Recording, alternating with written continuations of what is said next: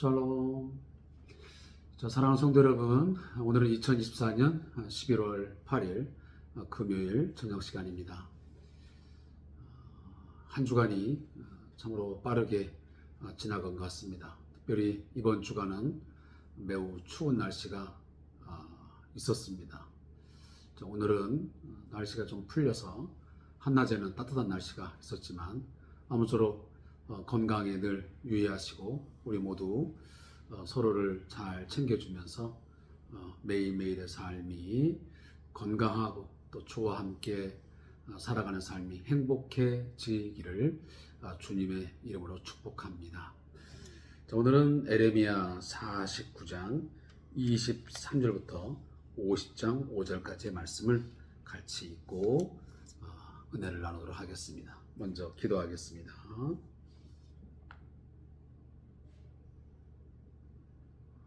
저희들의 찬송이시여 찬양과 경배 받으시기에 합당하신 하나님 아버지, 오늘도 하나님의 놀라운 사랑과 은혜에 경배하며 찬송을 돌려드립니다. 순간순간 저희들이 길을 걷고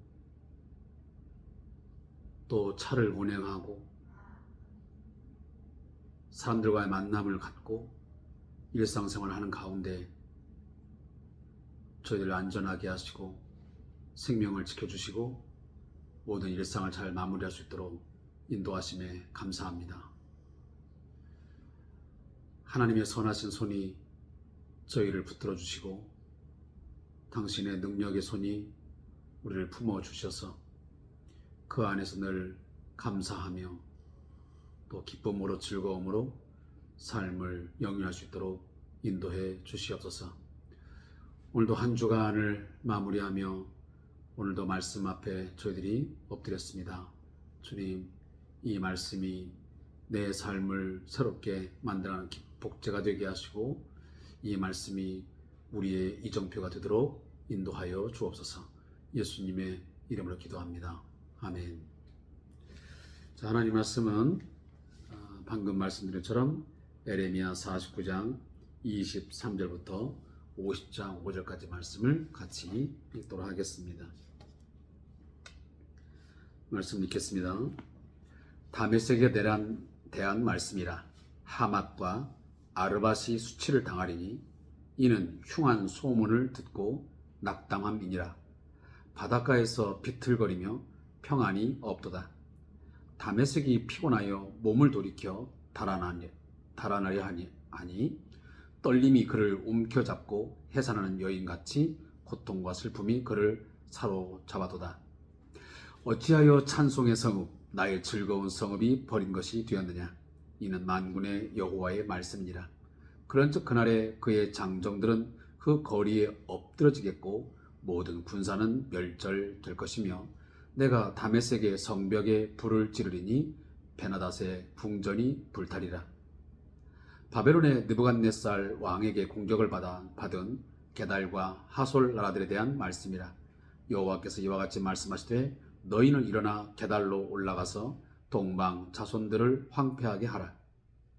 너희는 그들의 장막과 양떼를 빼앗으며 휘장과 모든 기구와 낙타를 빼앗아다가 소유로 삼고 그들을 향하여 외치기를 두려움이 사방에 있다 할지니라. 여호와의 말씀이니라. 하솔 주민아 도망하라. 멀리 가서 깊은 곳에 살라. 이는 바벨론의 느부갓네살 왕이 너를 칠 모략과 너를 칠 계책을 세웠음이라. 여호와의 말씀이니라. 너는 일어나 고요하고도 평안히 사는 백성 곧 성문이나 분빗장이 없이 홀로 사는 국민을 치라. 그들의 낙타들은 노략물이 되겠고 그들의 많은 가축은 탈취를 당할 것이라. 내가 그 살적을 깎는 자들을 사면에 흩고 그 재난을 여러 곳에서 오게 하리라. 여호와의 말씀이니라. 하솔은 큰 뱀의 거처가 되어 영원히 황폐하리니 거기 사는 사람이나 그 가운데 머물러 사는 사람이 아무도 없게 되리라 하시니라. 유다왕 시드기야가 즉위한 지 오래지 아니하여 엘람에 대한 여호와의 말씀이 선지자 에레미야에게 임하여 이르시되 만군의 여호와가 이같이 말하노라. 보라, 내가 엘람의 힘에 으뜸가는 활을 꺾을 것이요 하늘의 사방에서부터 사방 바람을 엘람에 오게 하여 그들을 사방으로 흩트리니 엘람에서 쫓겨난 자가 가지 않는 나라가 없으리라. 여호와의 말씀이니라. 내가 엘람으로 그의 원수의 앞 그의 생명을 노리는 자의 앞에서 놀라게 할 것이며 내가 재앙 곧 나의 진노를 그들 위에 내릴 것이며 내가 또 그 뒤로 칼을 보내어 그들을 멸망시키리라. 내가 나의 보좌를 엘람에 주고 왕과 고관들을 그곳에서 멸하리라. 여호와의 말씀이니라. 그러나 말일에 이르러 내가 엘람의 포로를 돌아가게 하리라. 여호와의 말씀이니라. 여호와께서 선지자 에레미야에게 바벨론과 칼데아 사람의 땅에 대하여 하신 말씀이라. 너희는 나라들 가운데에 전파하라. 공포하라. 깃발을 세우라. 숨김이 없이 공포하여 이르라. 바벨론이 함락되고 벨이 수치를 당하며 무로닥이 부스러지며 그 신상들은 수치를 당하며 우상들은 부스러진다 하라. 이는 한 나라가 북쪽에서 나와서 그를 쳐서 그 땅으로 황폐하게 하여 그 가운데 사는 자가 없게 할 것임이니라. 사람이나 짐승이 다 도망할 것임이니라. 여호와의 말씀이니라. 그날 그때에 이스라엘 자손이 돌아오며 유다 자손도 함께 돌아오되 그들이 울면서 그 길을 가며 그의 하나님 여호와께 구할 것이며 그들이 그 얼굴을 시온으로 향하여 그 길을 물으며 말하기를 너희는 오라. 잊을 수 없는 영원한 언약으로 여호와와 연합하라 하리라. 아멘. 자, 함께 오늘 말씀을 49장 23절부터 50장 5절까지 말씀 읽었습니다. 자, 이 말씀은 어제와 오늘 양일간에 걸친 말씀의 내용들입니다. 먼저 49장 23절부터 33절까지의 말씀의 내용의 제목은 다메섹과 게달과 하솔의 심판입니다.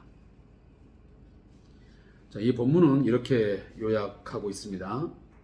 하나님은 한때 찬송의 성읍, 즐거운 성읍이었던 다메섹을 해산하는 여인 같은 고통과 슬픔으로 몰아가고 궁전을 불태우겠다고 예언을 하고 있습니다. 아울러 평안한 생활을 즐기던 게달과 하솔도 바벨론의 느부갓네살 왕을 통해 심판하실 것임을 말씀합니다.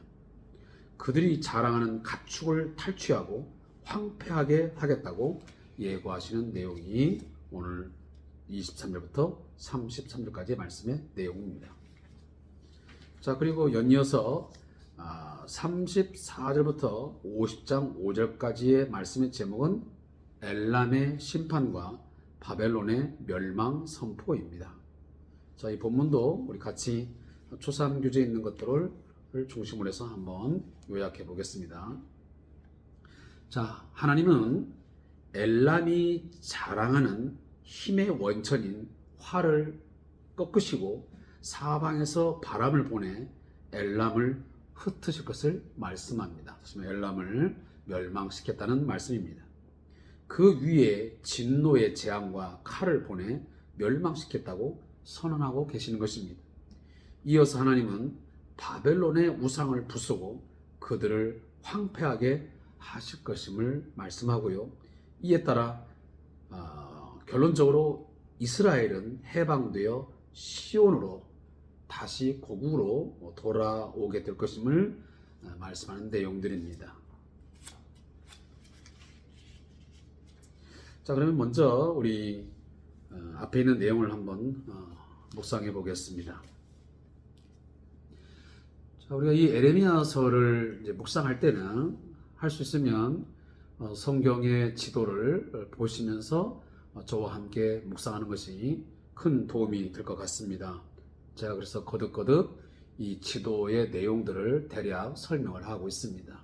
그래서 남쪽 유다 그리고 북쪽 이스라엘을 중심으로 해서 거기에 보면 사해 바다가 이 밑에 위치를 하는데 그 사해 바다를 중심으로 해서 바로 동쪽으로 암몬이라는 나라가 있고요. 그리고 암몬 밑에 모압이 있고 또 암몬 바로 위에 아람이 있습니다.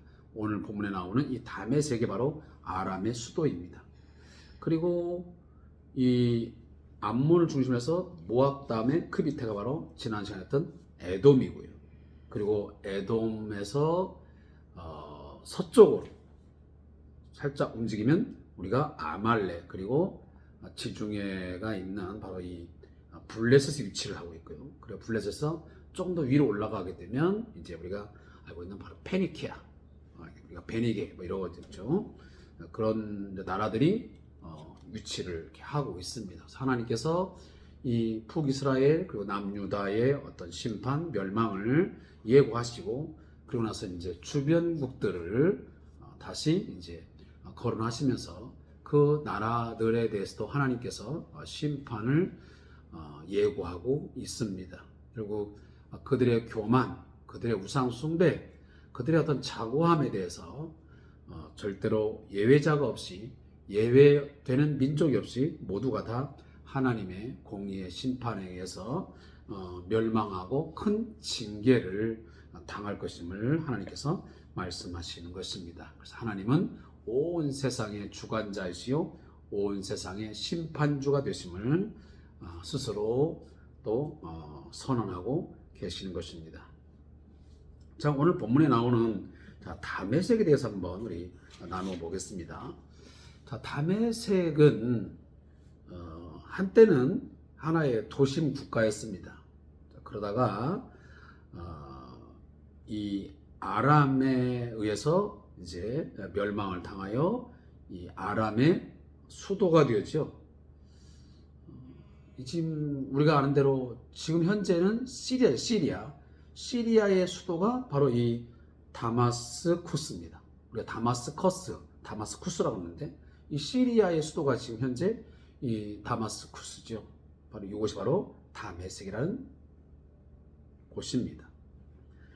근데 이 다메섹의 중요한 그 도시들이 오늘 본문에 뭐라고 나오냐면 바로 하맛, 아르밧 이런 곳이 거기에 거론이 되고 있습니다. 그래서 우리들이 지도를 보면 거기 바로 하맛, 보통 하맛 어귀라는 말. 그러니까 다윗이나 솔로몬의 통치제 때에 그 이스라엘의 영토를 이야기할 때 이 하맛 어귀부터라고 하잖아요. 그러니까 굉장히 큰 영토를 차지하고 있습니다. 북쪽으로는 하맛 어귀부터 저 밑에 대까지 굉장한 그 지역을 통치 때가 바로 이 다윗, 솔로몬 또 때의 전성시대 때의 이스라엘 영토입니다. 그때 당시에 나오시 바로 이 하맛이입니다.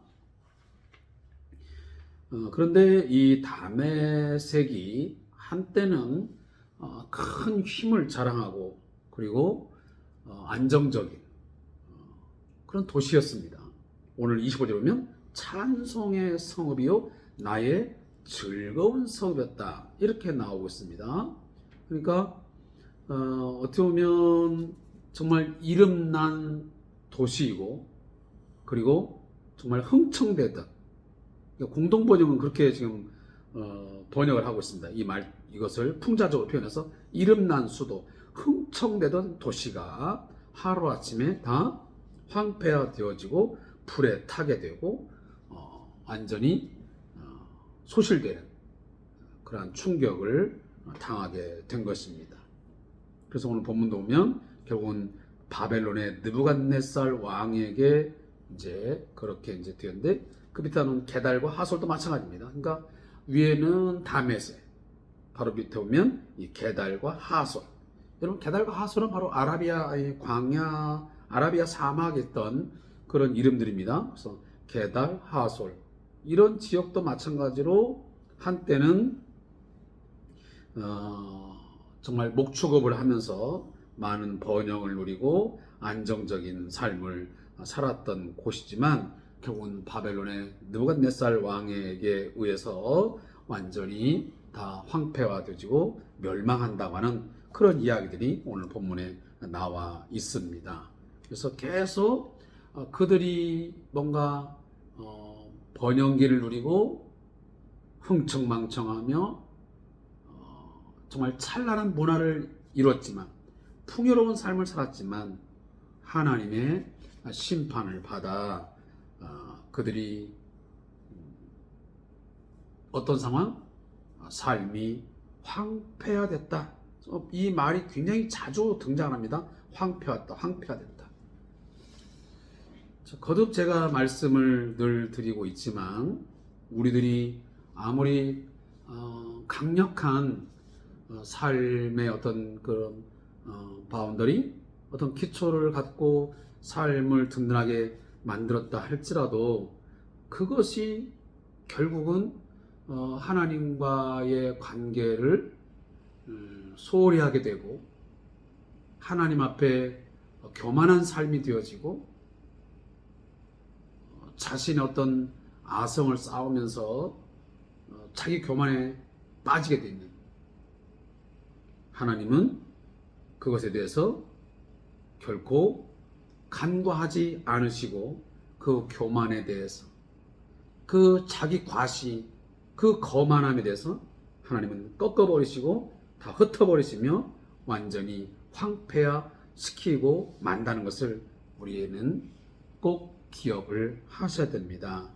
그래서 성도는 늘 모든 것이 주께로부터 왔음을 믿고 우리가 주어진 삶을 겸손하게 살아가면서 하나님의 뜻에 합당한 삶을 만들어 가야지, 그러지 못할 때는 바로 이 다메섹과 또 게달, 하솔 이런 나라들이 당했던, 또 그들이 맛보았던 이런 수치, 그리고 어떤 참혹함, 그리고 황폐함을 경험할 수밖에 없다라고 하는 것을 제가 분명히 말씀을 드리고 싶습니다.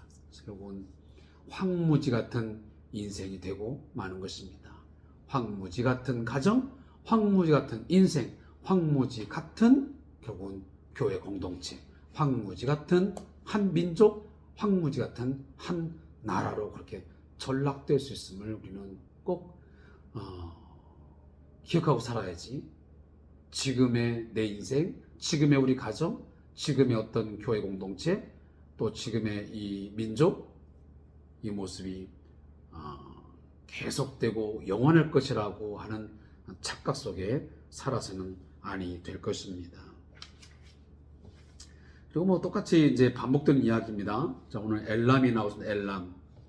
자, 엘람은 여러분들이 아는 대로 이 아수르 제국이 있고, 그 아수르 제국을 좀 벗어나면 바로 이 다시 바벨론이 있습니다. 그 바벨론의 동쪽에 보면 이 엘람이 있으나, 이 엘람 제국, 그 엘람이라고 하는 이 문화는 한때 굉장히 크게 융성을 했고 영향력을 미쳤던 그러한